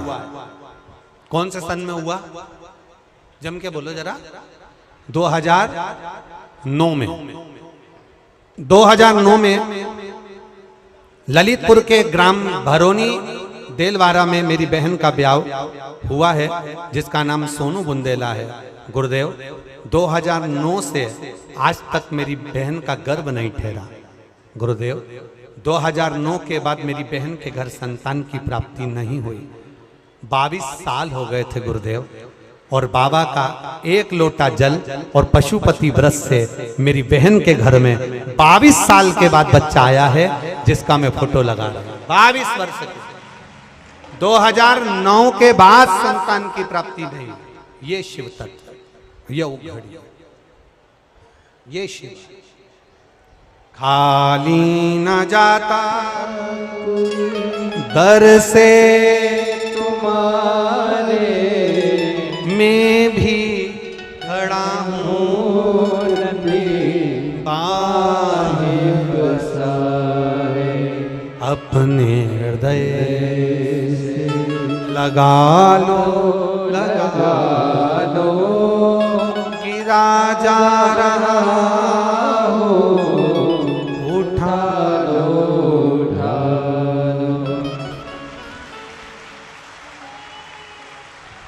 20 वर्ष के बाद बाबा ने जो संतान दी है, बहुत बहुत एक बार जोरदार ताली बजाकर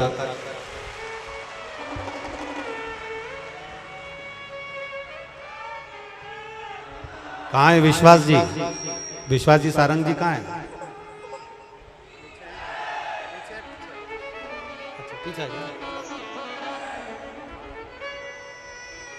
इसको आप भी गोदी में लो, ये शंकर जी का प्रसाद है। 20 साल के बाद हुआ, 20 वर्ष के बाद हुआ, 20 साल के बाद बाबा ने दिया है। जोरदार ताली बजाएं। बहुत बहुत साथ पहुंचा।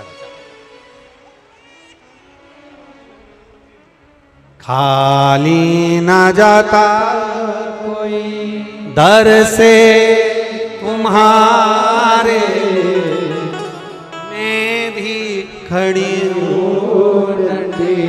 बाहें पसारे, अपने हृदय से लगा लो गिरा जा रहा हो, उठा लो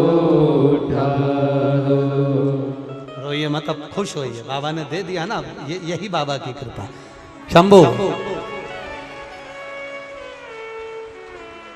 अरे लुटा दिया भंडार वाले ने, कर दिया माला काशी वाले, लुटा दिया भंडार काशी वाले ने, कर दिया माला काशी वाले, लुटा दिया लुटा दिया लुटा दिया लुटा दिया भंडार काशी वाले ने, कर दिया माला काशी वाले ने। शिव की करुणा हो, किसी को 22 साल, किसी को 20 साल, ये आपका विश्वास, फिर कहेंगे हेलमेट और सीट बेल्ट लगाने से सरकार का फायदा नहीं, फायदा आपका है। शंकर को लोटा भर जल चढ़ाने से सीओर वाले महाराज का फायदा नहीं, फायदा आपका है। आप चढ़ाओगे, ये उसकी कृपा, ये उसकी दया, ये उसकी उदारता। पार्वती जी ने शिव जी से कहा तारकासुर के प्राण हरने के लिए षडानंद कार्तिकेय जी का जन्म हुआ है, पर वो तो आपका भजन करते हैं, वो तो आपका गुणगान करते हैं।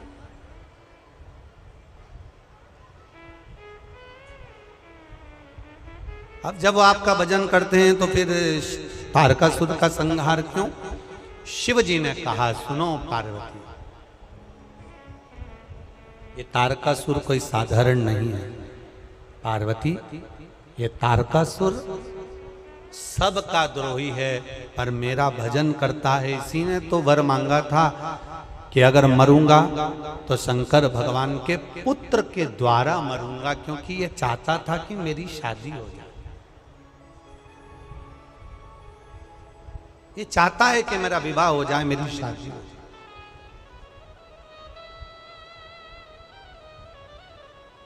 जो आपके लिए अच्छा चाहता है वो दुनिया में आपको हमेशा अच्छा ही लगेगा। जो आपके लिए अच्छा चाहता है वो आपको हमेशा अच्छा लगेगा। जिसके भीतर आपके प्रति अच्छा एनर्जी है, बल है, जिसके प्रति आपके हृदय में दूसरे के हृदय में जिसके प्रति एक दूसरे के प्रति भाव होता है, वो कभी गलत नहीं हो सकता। तारकासुर मरेगा जरूर, क्योंकि ये देवताओं का द्रोह, शिव का कोई दुश्मन नहीं है, शंकर भगवान का कोई द्रोही नहीं है। कई लोग कथा में कह देते हैं भस्मासुर शंकर भगवान को भस्म करना चाहता था। अरे भस्मासुर था कौन? कौन था? शंकर का उपासक, शिव का भक्त। एक बार भस्मासुर ने सुन लिया था शंकर भगवान को काय से प्रसन्न करना चाहिए, तो किसी ने कह दिया शंकर भगवान पे भस्म चढ़ाओ, शिव जी प्रसन्न हो जाते हैं। अब भस्म कहां से लाऊं? रोज मुर्दे की भस्म लाता, शंकर भगवान को चढ़ाता, प्रसन्न शंकर जी आनंदित हो जाते। अब एक बार मुर्दे की भस्म ढूंढने के लिए गया, कोई मुर्दा ही जलता हुआ नहीं मिला, तो टेंशन में आ गया कि मुर्दा ही नहीं मिल रहा जलता हुआ। उस भस्मासुर ने चिता लगाई और अपनी पत्नी से कहा एक काम करता हूं, मैं खुद जलकर भस्म हो जाता हूं, मेरे महादेव को मेरी भस्म चढ़ा देना। पत्नी पति से कहती है तुम काय को जलकर भस्म होते हो? शंकर भगवान की सेवा करना है तो शंकर भगवान से कहो ना कि दूसरी कंपनी का माल बुलवाने से अच्छा है कि हमारी खुद की भस्म बनाने की फैक्ट्री खोल दो। पति को समझ में नहीं आया कि भस्म बनाने की फैक्ट्री कैसी। पत्नी ने कहा तुम शंकर भगवान की आराधना करो, शंकर जी से कहो रोज रोज मुर्दे नहीं मिलते, रोज रोज भस्म नहीं मिलती, रोज रोज कोई मरता नहीं है, इसलिए आप हमको वर प्रदान कर दो कि हमारी खुद की फैक्ट्री चालू हो जाए। शंकर भगवान भी अचंभे में पड़ गए, तुम्हारी कैसी फैक्ट्री? भस्मासुर कहने लगा जिस पे भी हाथ रखे वो भस्म हो जाए, भस्म तैयार होगी तुमको चढ़ा देंगे। खुद की फैक्ट्री चालू, दूसरी कंपनी का माल ही नहीं लाना पड़ेगा।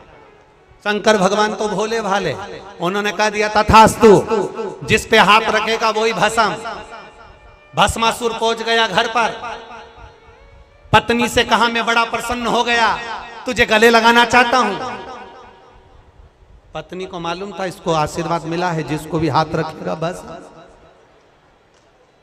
पत्नी ने अपने पति से कहा शंकर जी हैं, नशे में रहते हैं, भरोसा नहीं है, हर किसी को आशीर्वाद दे देते हैं, हो सकता है तुमको भी बेवकूफ बना दिया हो। फैक्ट्री चालू करने से पहले एक बार प्रैक्टिकल कर लो, शंकर जी पे हाथ रख के देख लो, उन्हीं पे हाथ रखो। भस्मासुर तो भोला, भोला का भगत भोला दौड़कर शंकर जी के पास गया। शिव जी ने पूछा क्या चाहता है? अब तो तेरी फैक्ट्री चालू हो गई। शंकर भगवान, मेरे को आपके ऊपर हाथ रख के देखना है, मेरी पत्नी बोल रही थी तुम कभी कभी गड़बड़ आशीर्वाद दे देते हो। शिव जी बोले दादा मैं ही मिला था। शंकर भगवान आगे, भस्मासुर पीछे, भागते गए भागते गए भागते गए, भगवान विष्णु के पास पहुंच गए।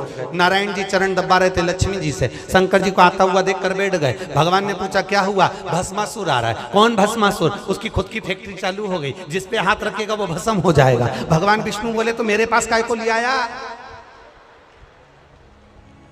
प्रभु मेरे पास क्यों लाए हो? हाथ रखने के लिए आया। शंकर भगवान तो शेषनाग के पीछे, लक्ष्मी जी अंदर, नारायण अकेले। भगवान विष्णु ने देवर्षि नारद को बुलाया तो नारद भी नहीं आ रहा। हाथ रख देगा तो कोई नहीं आ रहा।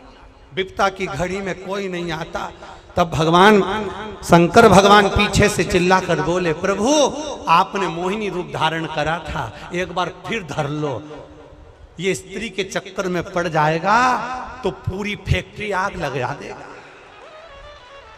नारी एक ऐसी होती है जो अच्छी अच्छी फैक्ट्री में ताला डलवा देती है। अच्छी अच्छी फैक्ट्री, बस तुम स्त्री का रूप रख लो। भगवान विष्णु ने स्त्री का रूप रखा। भस्मासुर आकर देखा क्या सुंदर है, इतनी सुंदर। भस्मासुर ने कहा मैंने इतनी सुंदर नारी कभी नहीं देखी, मैं तुमसे शादी करना चाहता हूं। पहली बार मैं प्रपोज कर दिया, पहली बार मैं तुमसे शादी कर। भगवान बोले कोई बात नहीं, तुम्हारी सुंदरता देखकर मैं भी शादी करना चाहती हूं, क्योंकि तुम इतनी बड़ी कंपनी के मालिक हो, तुम्हारी इतनी बड़ी फैक्ट्री है, इतने बड़े कंपनी के मालिक से शादी क्यों ना करूंगी। मैं तुमसे शादी करने को तैयार हूं, पर शर्त एक है, तुम्हारी कंपनी से मुझे कोई मतलब नहीं।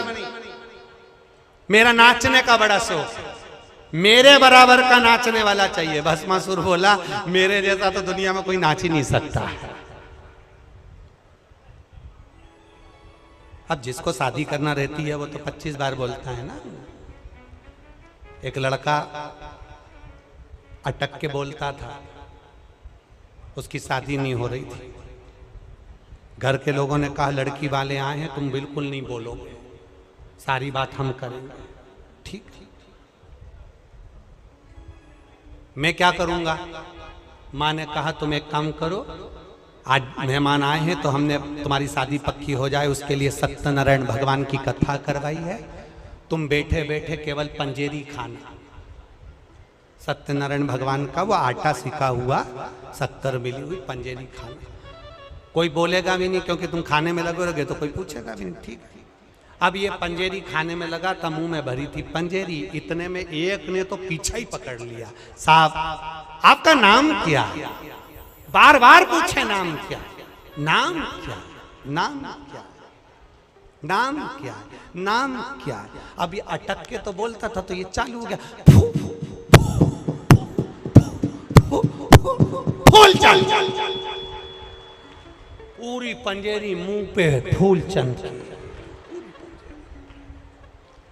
रिश्तेदारों ने सोच लिया बहुत लंबा फूल चंद है,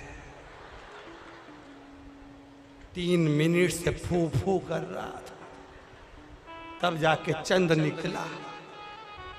अपनी लड़की का नाम सुंदरी है, अगर एक बार सू पे अटक गया तो बस एक ही काम करता रहेगा,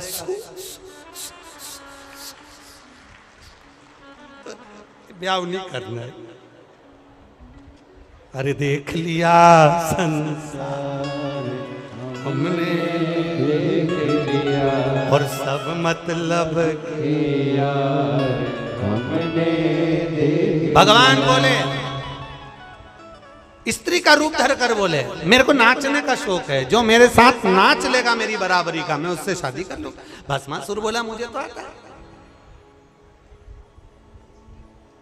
भस्मासुर बोला मुझे आता है। अब जिसको शादी करना है, जिसको नौकरी चाहिए, नौकरी वाला व्यक्ति एक जगह एक लड़का कंपनी में गया, कंपनी के मालिक ने पूछा तुम्हें गाड़ी चलाना आती है? टू व्हीलर आती है, 6 साल का एक्सपीरियंस, 6 साल, ठीक है। 4 व्हीलर, अरे मैंने कोर्स करा है, मुझे आता है, 2 साल से लगातार चला रहा हूं। बस चलाना आती है? ओ बस तो हमारे पिताजी भी चलाते थे, हम भी चला। कभी कंपनी के काम से मान लो तुम्हें ट्रेन चलाना पड़ जाए तो वो तो हमने 2 साल पहले 3 साल पहले बहुत चलाई। और मान लो कंपनी के काम से तुम्हें एरोप्लेन लेकर जाना पड़े तो वो तो हमने पूरा कोर्स करा है। पहले मैं पायलट ही था और मेरे दादाजी भी पायलट थे। और मान लो तुम्हारी नौकरी लग रही है और कंपनी के काम से तुम्हें कहीं भेजा जाए और थोड़ा झूठ बोलना पड़ जाए तो उसने कहा वो तो हम अभी आधे घंटे से कर ही रहे हैं, आधे घंटे से झूठ ही तो बोल रहे हैं। बस मजदूर ने कहा तुम नाचो हम नाच ले। अब भगवान विष्णु ने हाथ करा ऐसा, भस्मासुर ने भी हाथ करा ऐसा। भगवान विष्णु ने हाथ करा ऐसा, भस्मासुर ने भी हाथ करा ऐसा। और भगवान विष्णु ने हाथ रखा ऐसा, भस्मासुर ने भी हाथ रखा ऐसा। कंपनी बंद।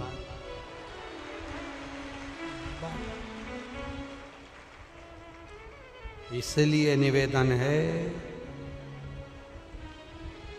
खुद की धर्म पत्नी अगर घर में है तो उसका सम्मान करो।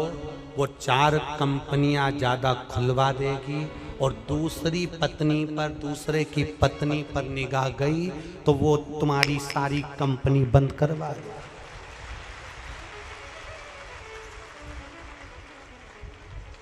इसलिए जगदम्बा जैसी मिली है उसी की आराधना करते रहो।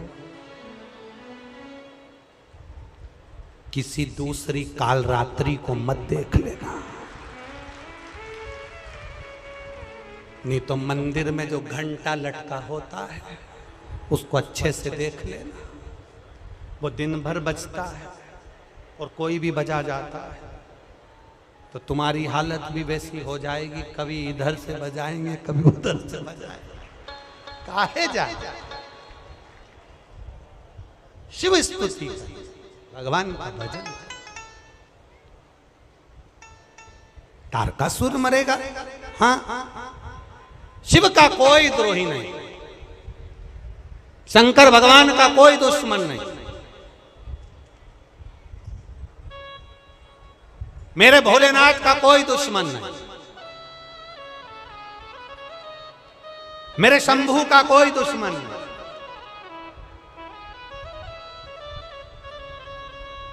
बस सबके दुश्मन होंगे पर मेरे शंकर का कोई दुश्मन नहीं होता। उसको पशुओं का नाथ भी कहते हैं, इसलिए उसका नाम पशुपति नाथ है। उसको पशुओं का नाथ भी कहते हैं।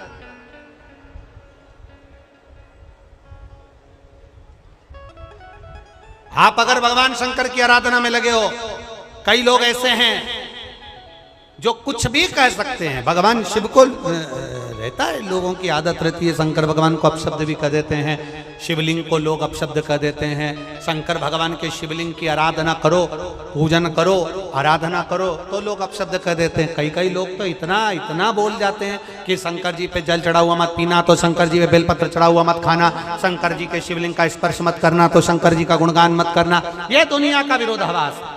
इनको शंकर जी से विरोध नहीं है, इनको शिव पुराण से विरोध है कि सियोर वाले महाराज ने जो बताया है उसका विरोध करना है।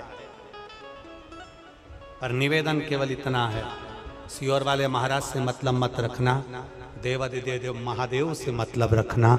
संभालेगा वो, देगा वो, देने वाला वो। इसमें एक पत्र आया है, एक पत्नी ने लिखा कि मेरा पति नौकरी की तलाश करते करते थक गया, तब आखिरी में एक बैंक में सरकारी नौकरी मेरे पति की लग गई, इसलिए मैं कथा के पंडाल में बैठकर कथा सुन रही। पत्र इतने सारे हैं कि उनको पढ़ें क्या और बोलें। इतना गुणगान आप लोगों ने लिखा और विश्वास कहता है मेरा भरोसा कहता है, दृढ़ता कहती है, हमारा शंकर के प्रति भाव कहता है, शिव के प्रति श्रद्धा कहती है, भरोसा और विश्वास कहता है। जितने लोग कथा सुनने के लिए बैठे हो, जितने टीवी चैनल के माध्यम से आस्था चैनल पर कथा सुन रहे हो, जितने फेसबुक यूट्यूब पर कथा सुन रहे हो, इतना ध्यान लगाकर सुनना, जहां भी 2-4 महीने में कथा होगी ना, आपका एक पत्र इसी व्यासपीठ पर रखा हुआ मिलने वाला है, भरोसे उसके। और मध्य प्रदेश की तो ये भोपाल की कथा है, पर 19 तारीख से 25 जून तक खगड़िया बिहार में भी कथा का रस तत्व अपन 2 बजे से 5 बजे तक जो श्रवण करेंगे वो जीवन की सार्थकता देने वाला। सार्थकता करो भजन, शिव का कोई द्रोही नहीं। तारकासुर को माता पार्वती जी ने कह दिया, कार्तिकेय को सुनो षडानंद कार्तिकेय, अगर तारकासुर का वध करना है, हृदय में बाण नहीं लगना चाहिए, क्योंकि इसके हृदय में शिव समाया, हृदय में शिव बैठे।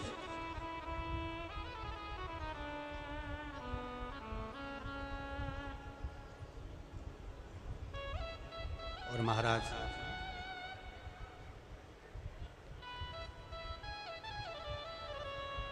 हृदय में अगर शंकर बैठा है तो कष्ट ना पहुंचे, दुख ना पहुंचे। शिव महापुराण की कथा कहती है, शंकर का गुणगान करने वाला, शंकर का भजन करने वाला, शंकर का स्मरण करने वाला, शिव मंदिर में जाने वाला, शंकर को 1 लोटा जल चढ़ाने वाला, शंकर भगवान का गुणगान करने वाला, शिव के शिखर का रोज दर्शन करने वाला, शंकर की चौखट के सामने से निकलने वाला और शंकर की भक्ति में डूबने वाला, शंकर के स्मरण में डूबने वाला, इसका कभी दिल मत दुखाना, क्योंकि इसका अगर मन दुखाया तो इसका बदला जिसका दिल दुखाया है वो नहीं रहेगा, उसके दिल में जो महादेव बैठा है बदला वो लेगा, बदला वो लेगा। शिव की भक्ति करने वाले का कभी दिल ना दुखाया जाए, कभी उसके लिए अपशब्द ना कहे, कहने वाले जो कहे कहने दो, बोलने वाले जो बोले बोलने दो।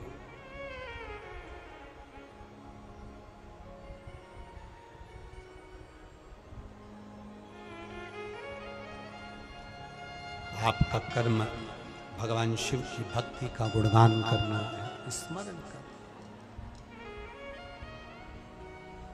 शिव कथा कर रही है, शिव का स्मरण कर रहा है। तारकासुर सामने आया, षडानंद कार्तिकेय जी ने तीक्ष्ण बाण चलाया। मां पार्वती जी नजदीक में खड़ी थी तारकासुर के, देख रही हैं माता पार्वती जी। तारकासुर का ध्यान मां जगतजननी जगदम्बा के चरणारविंद की ओर गया, माता पार्वती के चरणों की ओर ध्यान दिया। जब हम श्री शिवाय नमस्तुभ्यम बोलते हैं, जब हम महामृत्युंजय मंत्र बोलते हैं, जब हम नमः शिवाय बोलते हैं, ओम नमः शिवाय बोलते हैं, तो भगवान का ध्यान भी हमारी ओर आता है। जैसे एक प्रयास करो आप, थोड़ा सा प्रैक्टिकल करके देखना, थोड़ा सा प्रैक्टिकल, कहीं खड़े होके आवाज लगा देना, कमला, ओ कमला। जितनी कमला बैठी होगी ना वो पलट के जरूर देखेगी। राम, ओ राम, जितने राम बैठे होंगे वो पलट कर जरूर देखेंगे, पलट कर देखेंगे। उसी तरह हम जब भगवान शिव के नाम का उच्चारण करते हैं, श्री शिवाय नमस्तुभ्यम जब हम कहते हैं, भगवान शंकर को श्री शिवाय नमस्तुभ्यम का मतलब होता है शिव जी हम आपको प्रणाम करते हैं, नमन करते हैं, दंडवत करते हैं, नमन करते हैं।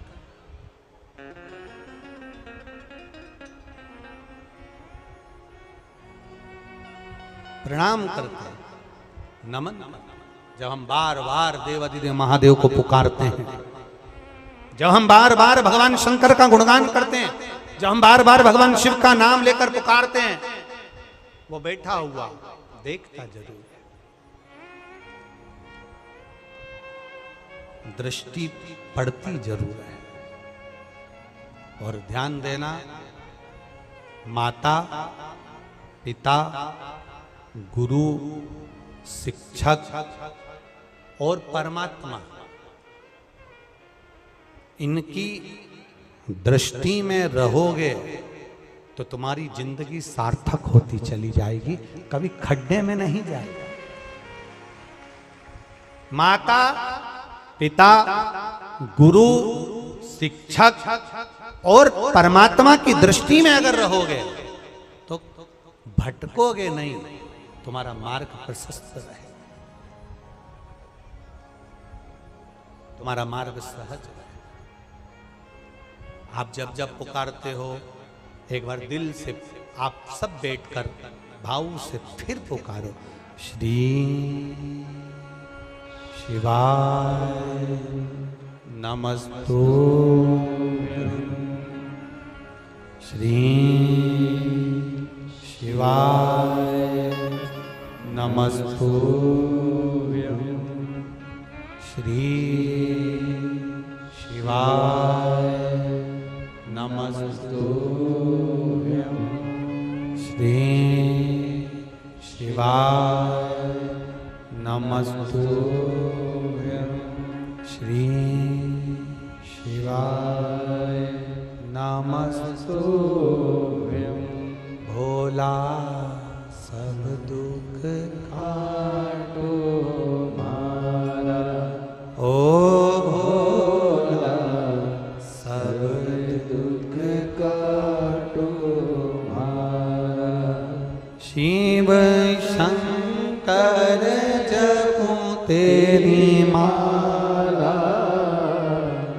भोले बाबा जपूं तेरी माला, भोला सब दुख काटो मारा, ओ भोला सब दुख काटो मारा।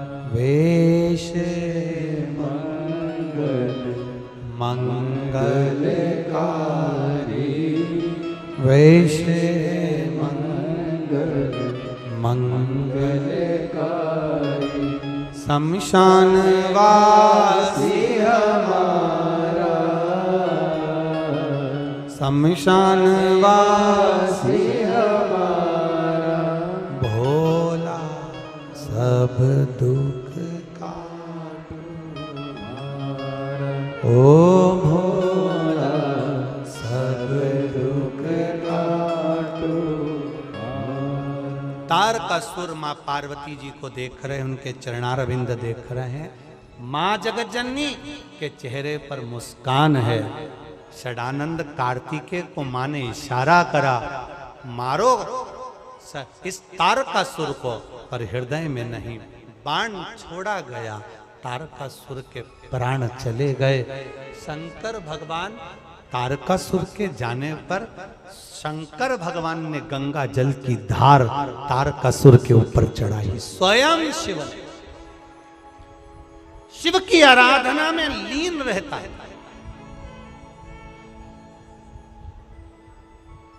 समय मिले, जीवन मिले, मनुष्य की देह मिली है, शंकर भगवान की ना कभी निंदा करना, ना शंकर भगवान की कभी निंदा सुनना। शंकर का कोई गुणगान करने वाला मिले, शंकर का कोई भजन करने वाला मिले, शंकर की भक्ति में कोई डुबाने वाला मिले तो उसकी भी निंदा ना सुनना ना करना। बन सके शिव का गुणगान करना, बन सके कोई कष्ट में हो तो एक बार जरूर कह देना कि अगर ज्यादा तकलीफ है कहीं मत जाओ, किसी बाबा जोगी के चक्कर में मत पड़ना, आड़े टेढ़े के चक्कर में मत पड़ना। कोई तुमसे कह दे मैं चुटकी भर में तुम्हारे दुख मिटा दूंगा, समझ लेना वो खुद ही अंदर से बहुत दुखी है, दूसरे का दुख क्या मिटाएगा। दुख तो मेरा महादेव उसके ऊपर जल चढ़ाने से मिटा दे। किसी के चक्कर में कोई कहे तुमसे, कितना ही कहे, नहीं। कर्म करो, मेहनत करो और कर्म करते करते शिव की आराधना करो। कर्म करते करते भगवान शंकर की आराधना में डूबे रहो। आज कर्म नहीं कर रहे ये आदरणीय विश्वास भैया सारंग जी के इतने सारे कार्यकर्ता जो उनके साथ के हैं, ये मेहनत नहीं करें, कर्म नहीं करें तो इतना बड़ा आयोजन हो सकता है क्या? ये कार्यकर्ताओं की मेहनत का बल है जो इतना कार्यक्रम को सफलता की ओर जा रहा है। ये कार्यकर्ताओं की मेहनत है और इनकी मेहनत लगन आज की नहीं, जब से कथा ली तब से निरंतर थोड़ा थोड़ा थोड़ा थोड़ा थोड़ा थोड़ा मेहनत का कर्म चल, मेहनत की लगन का भाव। और ये आप ही की तो लगन है, आप ही की तो मेहनत है। जो इतनी लाखों की संख्या में आप लोग पधारे हो ना, ये आपकी मेहनत का फल है, मेहनत है। और पसीना उसके दरवाजे पर जाने में लगाया है तुमने, पसीना उसके कथा सुनने जाने में बहाया है तुमने, तो वो तुम्हारे पसीने को खाली नहीं जाने देगा, वो भी तो तुम्हारे दरवाजे पर आएगा, खाली नहीं जाने देगा। तारकासुर चले गए, समाप्त। और तारकासुर गया, प्राण छूटे। तारकासुर के 3 बेटे तारकाक्ष, विदुम्माली, कमलाक्ष की तीनों ने उपद्रव करा। शिव जी से प्रार्थना करने की जगह ब्रह्मा जी से प्रार्थना करी और ब्रह्मा जी से वर मांगा कि हम तीनों भाई के प्राण कभी ना छूटे। ब्रह्मा जी ने कहा ऐसा कभी नहीं हो सकता कि प्राण ना छूटे, हाँ आप और कोई वर मांग लो। तीनों भाइयों ने वर मांगा, तारकाक्ष, विदुम्माली, कमलाक्ष ने वर मांगा, अगर हम मरे तो एक साथ मरे। और 3 अलग अलग पुरी का निर्माण करवाया, 3 अलग अलग नगर बसाए जहां के राजा बनकर विराजमान हुए। 3 पुरी का निर्माण हुआ जहां पर विराजित हुए। भगवान शंकर से प्रार्थना करी, शिव जी पशुपति नाथ बन गए, देवताओं को पशु बना लिया, सबको लेकर दौड़े और सबको एक जगह पर इकट्ठा करा। तारकाक्ष, विदुम्माली, कमलाक्ष की तीनों एकत्रित हुए, तीनों का संहार करा। शंकर भगवान पर की तारकाक्ष, विदुम्माली ने फरसे का प्रहार करा, शिव जी का शीश कटा, नेपाल में गिरा। धड़ केदारेश्वर महादेव बन गया, जो शीश नेपाल में गिरा वो डोलेश्वर पशुपतिनाथ बन गया। भगवान शंकर का एक नाम प्रसिद्ध हो गया, बोल पशुपतिनाथ भगवान की। पशुपतिनाथ भगवान का नाम पड़ा। भगवान शिव की पशुपति व्रत का विधान और महामृत्युंजय मंत्र से शिव जी पर चढ़ाए गए पुष्प का विधान का स्मरण कल की कथा में करेंगे। भगवान श्री गणेश जी महाराज का प्रागट्य हुआ है, जोरदार ताली बजाएं, भगवान गणेश जी पधार रहे हैं।